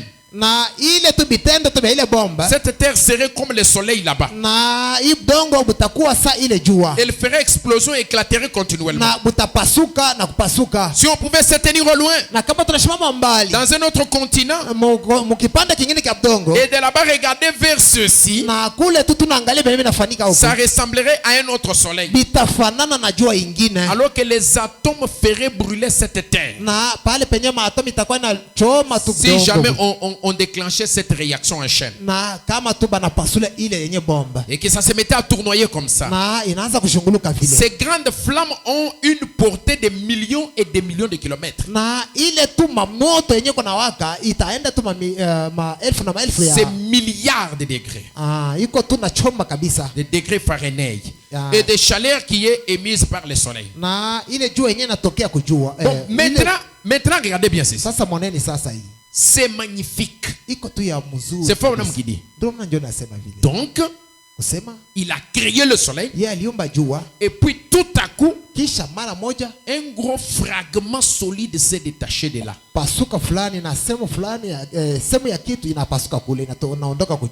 D'où? Du soleil. Il pesait environ le même poids que cette terre. Na ilikuwa bujito pamoja na ibdongo. Ça fait na inapasuka pio. Ça vous allez le lire où? Hii mtasoma wapi? Ça fait inapasuka inafaa pio. Amen, amen, amen. Amen, amen. Nous avons reçu un prophète puissant. Tunapokea tu nabii wa uwezo. Alors c'est logos là. Sasa ule logos ule. Le fils de Dieu. Mwana wa Mungu. Observez cela. Mchunguze ile. Il les laisse poursuivre sa chute pendant 100 millions d'années. Na anaacha tu jua iko naenda na kushunguluka tu mamilioni ya miaka. Après quoi il l'arrête. Kisha anaishimamisha jua. Ensuite un autre s'en détache. Na kisha kipande kingine cha jua kinaondoka kujua. Et il laisse celui-là. Anaacha kile kipande qui s'est détaché. Kenye kilitoka kujua. Poursuivre sa chute pendant des millions d'années. Kinaenda tu na kuanguka tu mamilioni tena miaka. Après quoi il l'arrête. Kisha tu anakishimamisha kile kipande. Maintenant nous sommes en train de regarder, na sasa hapa tuko mkuangalia, alors que tout cela commence à exister. pale vyote bikunaanza na kuonekanika. Or, il a quelque chose dans sa pensée. Japo tu alikuwa na kitu fulani mawazo yake. Qu'est-ce qu'il est en train de faire? Kinini kile alikuwa anafanya? Il est en train d'écrire sa première Bible. Na yeye ko mkuandika Biblia yake ya kwanza. Il y a un soleil là-bas Uko jua hapa qui est en boule de feu. yenye kuwa tu kimubulu ya moto. Puis il y a un morceau qui se détache. Kisha kuko sehemu yenye inaondoka kujua. Parce que cette boule de feu tournoie. Njoo hiki moto kiko paka na shunguluka. Et ce morceau Lakini kipande se détache et commence à partir à des millions d'années. kinatoka na kiko naenda kushuka mu milioni ya miaka. Puis l'Éternel est en train de regarder. Kisha wa milele yuko naenda na kukiangalia. Puis il part l'arrêter. Na anaenda anakishimamisha pale. Ça s'arrête là. Kinashimama pale. Un autre morceau se détache. Na kipande kingine kinatoka tena kujua. Il part à toute vitesse. Kinaenda tu kwa mbio Des millions d'années. mu milioni ya Il est en miaka. train de le regarder. Eko nenda na kukiangalia. Puis il part, il Kisha l'arrête. anaenda sasa kuheshimamia hapo. Un autre morceau se Na détache. kipande kingine kinatoka. C'est comme ça que nous avons des morceaux de terre. Njoo pale tuko na vipande tu vya mdongo. Certains qui sont très éloignés, certains qui sont plus rapprochés. Bingine tu mdongo, bingine buku karibu kabisa, bingine tu buku mbali. Maintenant, frère Branham se pose la question. Sasa ndugu Branham anajiswali. Il dit, qu'est-il en train de faire? Asema Mungu alikuwa anafanya nini? Il est en train d'écrire sa première Bible. Mungu eko mkuandika Biblia yake ya kwanza. La toute première Bible que l'homme a regardée. Biblia ya kwanza ni mtu aliyoangalia. C'était quoi? Ilikuwa nini? Le zodiaque. Le zodiaque. C'est pourquoi nous avons, Ndio kwa maana tuko juste à l'exemplaire de ce que nous avons dans notre système solaire. kwa bene tunaangalia kwa mfano tu mambo ya jua. Nous avons là Saturne. Tuko pale na Saturn. Nous avons Jupiter. Tuna Jupiter. Nous avons Lune. Tuko na N'est-ce pas? ndio vile. C'est ça? Hein? Lune. Et d'autres là. Na bingine vile mnajua. Jupiter, Saturne, Vénus et tout ça. Et vous allez voir, Na mtaona frère Branham lui en expliquant, ndugu mama yeye mkufasiria, il fait ressortir cette image ici yeye anapenda kutosha hii picha du travail que Dieu a fait avant, des millions d'années avant. ya kazi ambayo Mungu alifanya mamilioni na mamilioni ya miaka. Amen. Amen. Parce qu'il a commencé d'abord par nous amener à 100 millions d'années. Yeye anaanzia hapo kutupeleka tumwelfu ya mamilioni ya Et ces miaka. 100 millions d'années là, c'est avant qu'il n'y ait quoi que ce soit. Na mwile maelfu ya milioni tu ya miaka ni mbele tu ya kusema Oui. akuwe hata kitu kimoja. Et sorti le logos. Na kule kunatoka logos. Et là-bas, le logos a commencé à faire tout Na ça. logos anaanza kufanya hii kazi yote. Amen. Amen. Frère Branham dit, Ndio unasema il est en train d'écrire sa première Bible. na eko mkuandika Biblia yake ya Les kwanza. zodiaques. Mazodiaka. Et c'est quelque chose de parfait vraiment. Na ni kitu fulani kikamilifu. Il concordait avec la Bible Na yeye anafananisha na que Biblia. nous avons ici. Yenye tuko nayo hapa. Ce qu'il y a en premier, c'est dans les zodiaques, c'est la Vierge. Kile kia kwanza tu mu zodiaka ni bikira. C'est une constellation d'étoiles. Ni mafundisho tu ya nyota au kupokelea na kuchanga manyota inajichanga. Et il y a des gens ici qui sont dans les signes de la Vierge. Na kuko bantu bale beko alama ya bikira. Et frère Branham dit, Na ndio anasema en dernier dans le zodiaque, qu'est-ce qu'il y a? Le lion. ya mwisho tu mu zodiaka ni simba. C'est-à-dire la première venue de Jésus-Christ. Maana yake kuja kwa Bwana kwa Il kwanza est wa venu Yesu. par une vierge. Yeye anakuwa kutokea bikira. La seconde venue, Kuja kwa il pili vient en tant que lion de la tribu de Juda. atakuwa saa simba wa kabila ya Yuda. Voyez, il a tracé tout ça, Mnaona anapanga ile yote l'âge du cancer kizazi cha kansa et tout au fur et à mesure. na vyote tu vile Oh, vinafuata. il a mis toutes ces choses dans le ciel. Na alisema vile vyote tu ni kumbingu. Il les a mis en place. Yeye anabiweka pafashi. Tous ces météores, ces fragments de terre et ou le soleil qui sont suspendus là. Na vile vyote tu dongo na majua yenye kuwa tu mumpepo. Ndio nasema Je saute un peu parce que la lecture est longue. kusubia kusoma Biblia mingi. Il va revenir à l'homme. Yeye atarudia hapo. Ndio nasema il dit, vous voyez ces missiles, ainsi de suite. Naona ile yote inafata. Et puis la terre, Kisha dongo. à un moment donné, vous savez, c'est devenu un iceberg. Wakati fulani inakuwa un iceberg. morceau de glace. Kipande tu cha glass. Voilà, Muoneni, c'était cette terre ilikuwa ni ule udongo qui a commencé à exister. wenye bunaanza kuonekanika. Une espèce de gros morceau de cendre qui s'était détaché. Na kipande tu fulani cha glass kenye kilitoka. Qui s'était détaché de là, du soleil. Kilitoka kule kujua. Et maintenant, au-dessus de celle-ci, Sasa yulu ya hiki, au-dessous chini ya kile de kipande, celle-ci, tout ce qu'il y a, kile kikwamo c'est un volcan. ni volcan Donc, à l'intérieur de la terre, hein, ndani ya udongo. prenons que, bon, disons que c'est ça la terre. Hein. Tuseme tu hii ndio udongo. Voilà. La terre, elle est comme ça, telle qu'on l'a décrit par les hommes de science. Dongo buko hivi mnamna ile bana fatula kwa batu ba science. Elle a d'abord cette couche extérieure Iko tu na ile rikanda ya yulu, qui pèse quelques milliers de kilomètres. iko tu maelfu tu ya kilometre. Puis à l'intérieur, il y a ce qu'on appelle les noyaux Mule externes. ndani muko musa ya ndani. C'est une boule de feu incandescent. Yo ni tu moto ndani mule.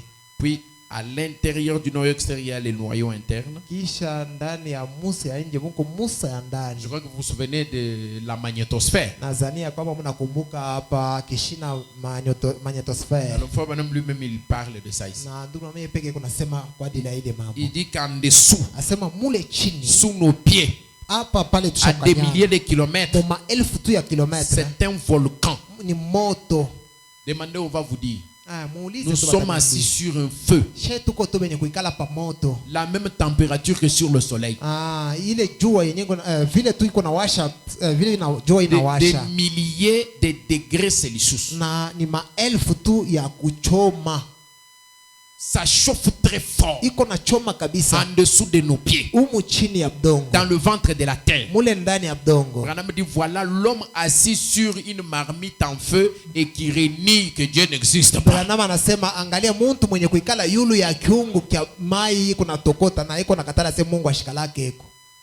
Et c'est aussi la preuve Na njoo yenye hakikisho que la terre ya kwamba udongo provient du soleil. mbona tokea kujua. Et c'est Frère Branham qui le Na confirme. ndugu Branham njoo kona tuambia. Frère Branham dit, Anasema hivi. et la science affirme que ce monde, Na batu wa science bana kisha kwamba hii que dunia la croûte qui se trouve sur la surface, na hiki kilikuwa tu pa budongo. là où nous vivons, Hapa penye tunaishi. c'est comme la pelure d'une pomme. Iko tu sa Kalikanda kali. kalikanda Ka pomme kali. kapom. Je ne parle pas de l'avocat, la pomme. Mishi seme likanda tu ya avoka pana, lakini ya pom. Vous voyez la pomme là. Shimnaona pom. Il y a la couche, c'est pas, il y a des pommes vertes. Prenons la pomme verte. Juste la couche verte là. La petite là. Des fois quand vous prenez comme ça, vous mangez même avec la pelure. Kama unakata pom hautaona likanda, ni kuria tu pamoja na mnofo. Et c'est ça la taille de la couche sur laquelle nous sommes assis par rapport à la taille de la terre. Njo bunene tu bwa budongo bwenye tushakuikaria. Or, comme elle a une circonférence d'environ 25 000, 40 000 kilomètres, Japo tu vile iko na bunene tu bwa 40 km. elle a probablement 12 800 kilomètres. Iko tu na 12800 km. Approximativement 12 800 kilomètres d'épaisseur. Na 12800 ya bunene. Ça, c'est juste la couche externe ici. Hii tu njo yenye rikanda ya yulu ya budongo. 12 800 kilomètres. 12800 km. Je ne sais pas où est-ce que Fabana est allé trouver tout ça. Shiwe kama ndugu dama arenda kuipima. Fabana était un chercheur, un vrai Jean. Alikuwa tu wa kutafuta kabisa. Et pensez un peu. Na muwazeni tu kidogo. À l'intérieur, mule ndani, c'est un brasier de matière volcanique. Ni moto tu yenye unatokota. Et les deux tiers de la terre, Na kipande kia tatu kia budongo. plus de 2 tiers sont recouverts d'eau. Na hii kipande tokio kenye kufunika kwa mai. Et un tiers est de terre ferme, environ un tiers. Na kipande kimoja tu kia pabia bitatu vya budongo. Et cette petite croûte sur laquelle nous vivons, Na aka tukaikanda kadogo kenyewe pale tusha kuikaria. elle est remplie d'explosifs dangereux. Na keko tu na bintu benye bitapasuka Des na kuwa. gaz, d'essence, de pétrole et tout. Iko tu na mapetrol, maessence na bintu vyote. Pas vrai? Ana kweli? Les 2 tiers de cela, Na kipande tu kimoja pa bitatu. plus de 2 tiers, Na kuongeza na bibi. c'est de l'eau. Ni mai. Quelle est la formule de l'eau? Sasa tu formula ni ya mai ni nini? Ici, Frère Branham devient un chimiste. Hapa nduru anakuwa tu wa chimie. Moi, j'ai fait la biologie chimie aux humanités. Mimi nilifanya tu biologie chimie. Quelle est la formule de l'eau? Sasa njoo kupata mai. Formula ni nini? La formule de l'eau, c'est H. Njia tu njoo kupata mai ni H. De-O. C'est ça la formule de l'eau. Njoo yenye formule ile. H, c'est hydrogène. H ile ni hydrogène. Quand on met 2, ça veut dire 2 atomes d'hydrogène. Ama unaweka mbili kule ni atomo mbili tu ya hydrogène. Combiné avec un atome d'oxygène. Na atomo moja tu ya oxygène. Oxygène explosif. Oxygène hydrogène explosif. Hydrogène yenye inapasuka. Tous ce sont des explosifs. Vyote ni vya kupasuka tu. Frère Branham a dit, Bro anasema hivi. il donne la formule. Analeta formule. 2 parties d'hydrogène et une partie d'oxygène. Vipande viwili tu vya oxygène, de hydrogène. Des explosifs. Vya kupasuka tu. Il y a dans chaque pièce Mukila semo assez d'électricité pour séparer les chaud du froid. Moko tu umeme yenye itakabula tu vyote. Et l'électricité ainsi produite pourrait faire sauter la pièce. Na umeme yenye itasaidia ndio kupasula On kitu. peut placer dans une balle de golf assez d'atomes pour créer une explosion qui ferait disparaître New York. Na banaweza kuweka tu atomu tu mu Amerika kipande tu kia Amerika na inapasula New York. Et l'homme est là assis sur une marmite d'enfer. Na muntu ko pale yulu tu ya kiungu Et il bombe les torses. Na yeko na il défie la parole de Dieu. Na yeye anapinganisha neno la Mungu. Et il dit, na anasema l'enfer ça n'existe pas. Gena yo haikalake. Laissez-moi te dire, acha nikwambie hivi. Le feu qui brille sous la terre, c'est la preuve que l'enfer existe. Na hakikisha kusema Gena iko hako. Il existe un enfer. Gena iko hako. Frère Branham dit, j'ai ça plus loin dans un petit moment. On va y venir. Vous êtes assis dessus tous les jours. Une grande marmite pleine. Pendant que vous êtes ici, vous êtes carrément assis dessus. L'enfer est juste au-dessus de vous. Et maintenant remarquez. Mais là quand on a découvert ceci pour la première fois, maintenant on observe ces petits talons là-bas. Alors je peux voir celui-ci se déplacer vers cette terre. Amen. Amen. Je peux voir se déplacer vers cette terre. Il vient se placer au-dessus d'elle. Et là il se met à la rapprocher du soleil. Il commence à rapprocher la terre du soleil fréquenté.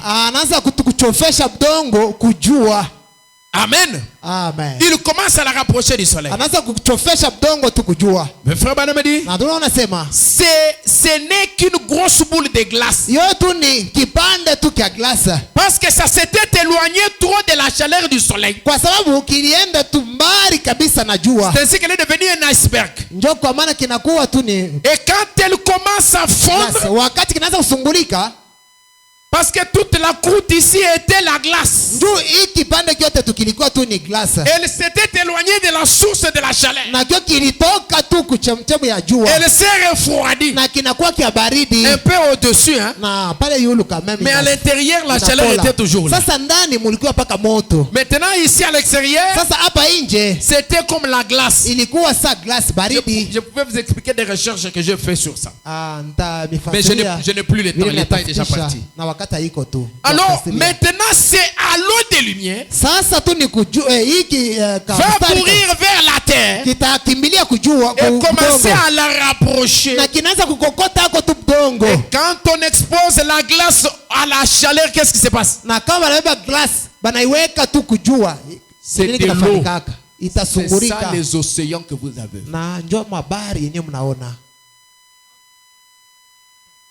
Vous comprenez?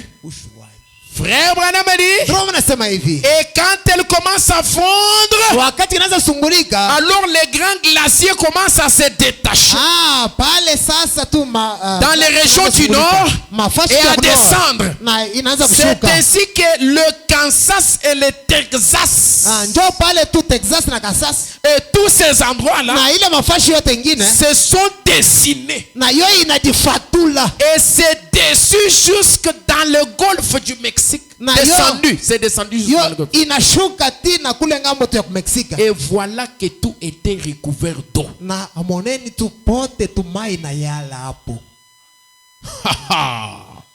Car frère Branham. Ndugu Branham, Toi, tu as eu ça où? wewe unabipata wapi? Alléluia. Amen. Alors maintenant, nous arrivons à Genèse 1.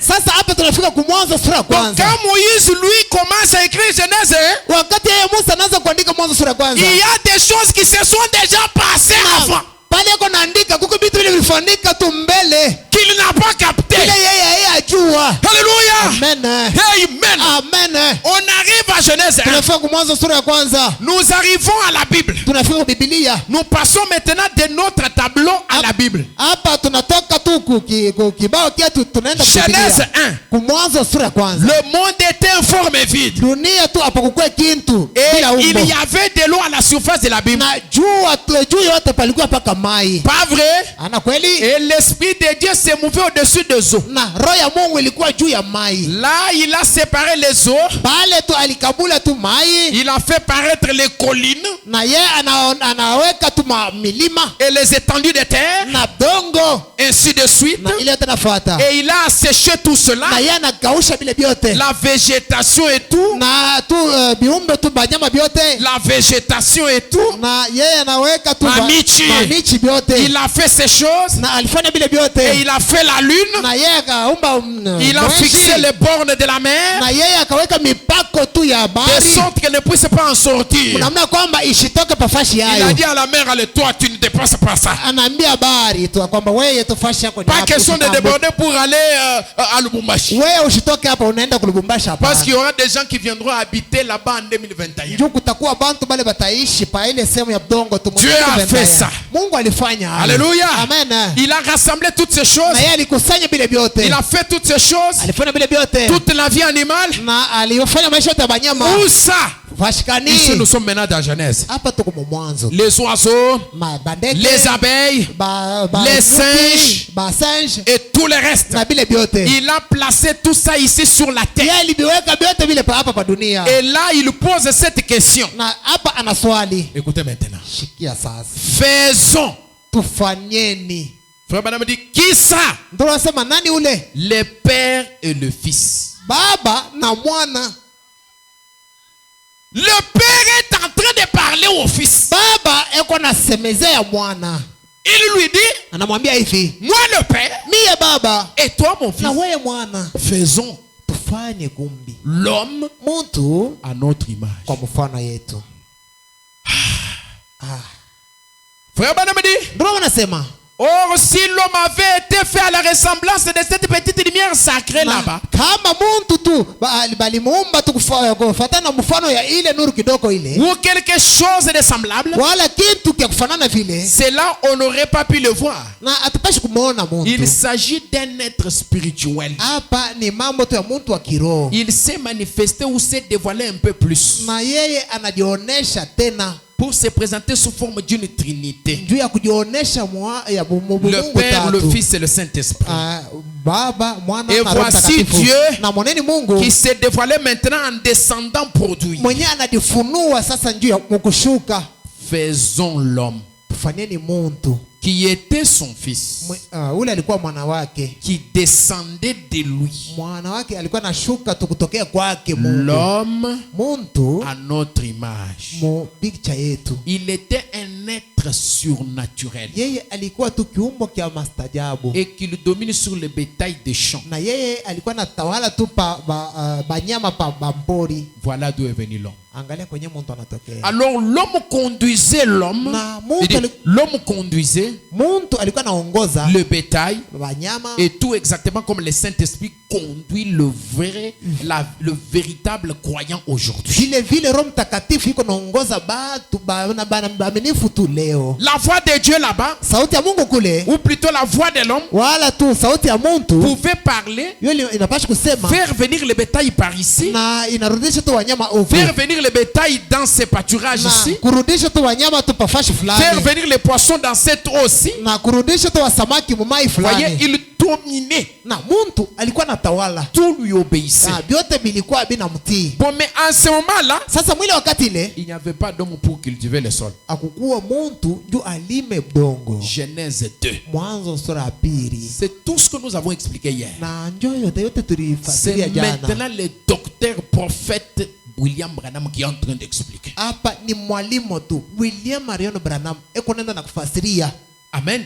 Amen. Il dit, Anasema pas d'homme pour cultiver le sol. akukuwa muntu njo alime tu udongo. Mais pourtant, Na pale Dieu avait déjà dit, faisons l'homme à notre image. Mungu alikuwa shasema kwamba tuumbe muntu kwa mfano yetu. Et il l'a fait. Na alifanya vile. Mais la Bible dit, Sasa Biblia inasema malgré que Dieu avait créé l'homme, hata vile Mungu aliumba il n'y muntu, avait pas d'homme pour cultiver la terre. akukuwe muntu njo alime udongo.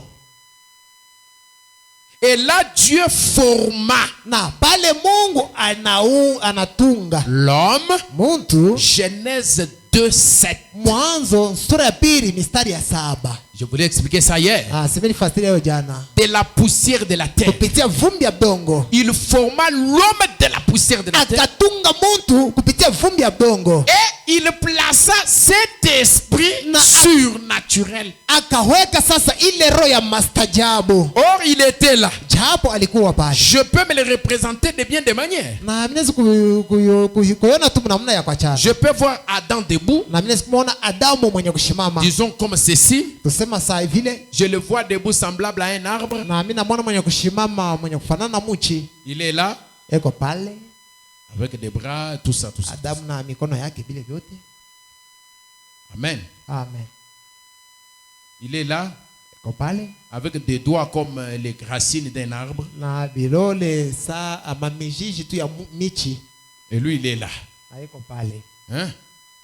Adam est là. Adamu eko pale. Ça, c'est la poussière de la terre. Hii ni vumbi ya udongo. Mais déjà avant, Sasa mbele cet halo de lumière, hii tu mstari tu ya nuru avec le Père, na Baba avait déjà créé l'homme esprit. bo baliumba muntu roho. Frère Branham dit, Ndio nasema. et il dit, il était tout ce qu'il y a de plus mort. Na eko kile eko tu. Il était mort, il était presque, donc ça ne bougeait pas, il n'y avait pas de vie. Ashikwanza kutenga alikuwa sa mufo. Ses Mtu orteils, mwenye kufa. je reprends cette expression pour que tu la retiennes, parce que Frère Branham le cite beaucoup. Il parle sous cette formule. Il était tout ce qu'il y a de plus mort. Yeye alikuwa sa muntu mwenye kufa ashikwanza kutenga. Très bien. Ses orteils étaient comme des racines attachées au sol. Mankuchi yake ilikuwa sa mijiji yenye kuingia mudongo. Et Dieu a dit Na Mungu anasema qu'il y ait. akuyeko. Où il souffla en lui le souffle de vie. Na akapurusha ndani mwake tu Et celui-ci pepo ya a uzima. sursauté. Na huyu muntu akaluka. Il est revenu à lui. Anarudia kwake yeye. Il a soufflé en lui le souffle de la vie. Na anapurusha ndani mwake Et pepo ya uzima. celui-ci est devenu une âme vivante. Na huyu muntu anakuwa muntu mzima. Il s'est mis à avancer, à avancer. Akaanza tu kusonga. Ensuite, Dieu a retiré un morceau de lui. Kisha Mungu anatosha kote kipande kyake De son côté. kya ngambo Et yake il a formé une femme. na anatunga mke. Mais alors, Na pale où est-ce qu'il a pris la femme? sasa anatosha mwanamke wapi? L'esprit. Roho. Voyez? Unaona? Quand dans Genèse 1:26, Sasa mwanzo tu sura ya kwanza mstari wa 26. il a dit faisons l'homme à notre image, Asema tutumbe mtu kumfano selon wetu. notre ressemblance. Kufuatana mwenye kufanana Il nasi. les a créés mâle et femelle. Aliumba huyu mtu mwenye kuwa mwanaume tena mwanamke. Il les a créés l'homme, Alibaumba muntu. mâle et femelle. Muntu mwenye kuwa mwanaume na Et mwanamke. il a fait une espèce robuste pour l'homme. Na Un akamfanya esprit robuste pour l'homme. anafanya roho tu ya bwanaume. Il a fait un esprit féminin, tendre et délicat pour la femme. Anafanya tena tu mwili ya unyenyekevu ya Voici teketeke ya maintenant bwanamke. pour terminer. Sasa mwaneni ndio kumaliza. Quand vous voyez une femme agir comme un homme, Wakati tunaona mwanamke eko natenda vitendo vya banaume, elle n'est pas à sa place. yeye ana pafashi yake. Vous voyez, dès le Unaona? départ, Kumwanzo tu ya voyez, vyote. Unaona? c'est une honte. Ni aya. Oui, je vous l'ai dit. Shimina miambia. Vous savez, je vais dire ceci. Mnajua napenda kusema. Maintenant, je ne parle pas de vous, les femmes qui sont ici. Shisema njuu yenu mwe banamke benye kuwa Par pafashi. contre, si ça blesse, Mukupinganisha kama tu eh bien, inakulumiza. que ça blesse. Kweli ikulumiza Mais moyo. regardez, Sasa je uangalia. vais vous demander quelque chose. Nitamiuliza kitu Il fulani. fit un temps où les femmes étaient tellement féminines Kulikuwa wakati yenye banamuke tu balikuwa tu mubwanamuke. que lorsqu'un homme leur adressait la parole, Mnamna kusema kama tu mwanaume anabambia ako tu msemo fulani. elles rougissaient. Na bo balikuwa na ongoloma. Non, elles avaient honte. Balikuwa na haya. Rougir, c'est quoi déjà? Ça fait tellement longtemps que je n'ai pas vu ça que... binakawa sana shiaona ayo. Si une femme rougissait, Kama mwanamke tu iko na haya. je ne saurais même pas ce que c'est. Shitajua kama Elles n'ont plus cette dignité. Abana tuna bule bwanamuke bwabo. Plus rien de ce bel esprit féminin. Hakuna tena ile roho ya bwanamuke. Elles sont tout simples. Beko tu ni ba rahisi kabisa. Elles portent des vêtements comme ceux d'un homme. Beko na vala tu mavazi ya banaume. Elles se coupent les cheveux comme un homme. Na beko na babakata manywele sa banaume. Elles fument comme un homme. Na kufuta. Elles boivent comme un homme. Beko na kunya sa banaume. Elles jurent comme un homme. Na beko na tenda. Elles votent comme un homme. Beko na chakula. Elles travaillent comme un homme. Alors elles sont devenues rudes, robustes. Banakuwa tu bakafumba sa banaume. On voit par là où vous en êtes. Oh, tutaona pafashi musha kudikuta pale. C'est exact. Amen. Amen. Vous avez compris tout cet étalage que Frère Branham est en train de faire. Comme ça, vous allez comprendre la suite à partir de ce que nous allons parler demain.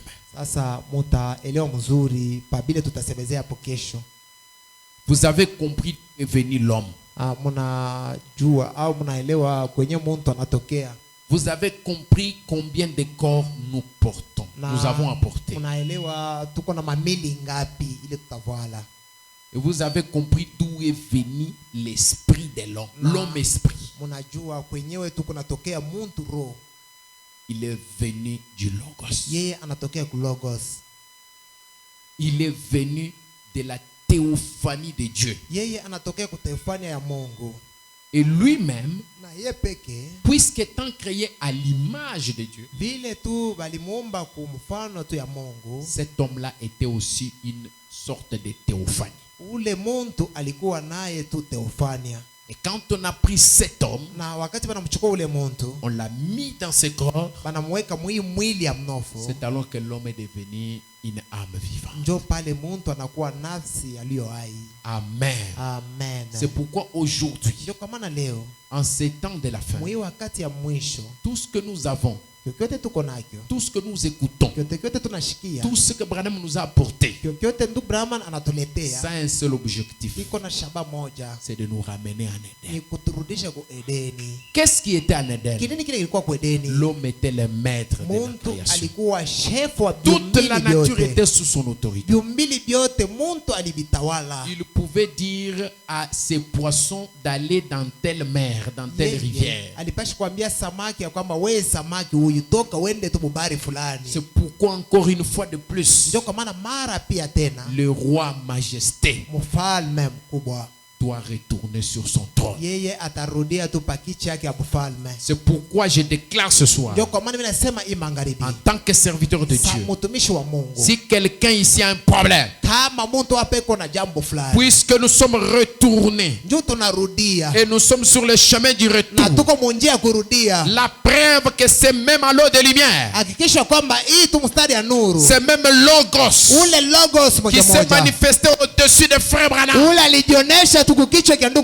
Alléluia. Amen. Cette même lumière est encore descendue au temps de la fin. Et qu'elle n'est pas partie avec Frère Branham dans la tombe. Si je suis serviteur de Dieu, que tu reçoives ce que tu cherches. Et ce cadenas qui avait été fermé par Satan pour bloquer vos vies, dans le nom de Jésus-Christ, je vais ouvrir vos vies. J'ouvre vos vies. Le cadenas est ouvert. Au nom de Jésus-Christ. Au nom de Jésus-Christ. Ne retenez plus les pas. Passez devant la porte. Parce que le cadenas est ouvert. C'est ouvert. Je dis bien c'est ouvert. Ta vie est ouverte. L'esprit de relâchement. L'esprit qui amène les gens à périr. péché. yenye inasukuma watu mkutenda dhambi. Je le boute dehors au nom de Jésus-Christ. Naifungusha mjina la Bwana Yesu. Et je vous déclare libre. Na hapa tu ninasema mko huru. Je vous déclare libre. Ninasema mko huru. J'ai ouvert avec la clé. Ninafungula na fungulo. La clé de la foi. Fungulo ya imani. Tout est libre. Yote biko huru. Tout est ouvert. Yote vyenye fungula. Va ce soir. Wenda hii jioni. Réveille-toi le matin. Nalamuka asubuhi. Avec les cris de victoire. Na malalamiko ya ushindi. Quand tu reviens ici demain. Kama nalamuka hapa asubuhi. Tu reviens avec courage. Ukuwe na hodari. Parce que tout est possible. Kwa sababu vyote vitawezekana. Si tu luttais avec quelque chose. Kama ulikuwa nakombanisha kwa juu ya kitu Tu fulani. luttes pour avoir la victoire sur le mensonge. Unakombanisha ndio upata ushindi tu pabongo. Sur l'alcool. Takunya pombe. Sur le péché. Wala kwa dhambi. Ce soir. Idioni. Reçois ta restauration. Pokea tu kurudishwa kwako. Puisque le pouvoir du troisième pôle. Tu uwezo ya mvuto wa tatu. Et de retour dans l'épouse. Isharudia tu mwandani ya bibi harusi. Et de retour parmi nous. Isharudia tu kando katikati Au yetu. nom de Jésus-Christ. Yesu Kristo. Reçois ta restauration. Pokea kurudishwa kwako. Et sois béni au nom de Jésus. Pokea mjina la Yesu Kristo. Amen.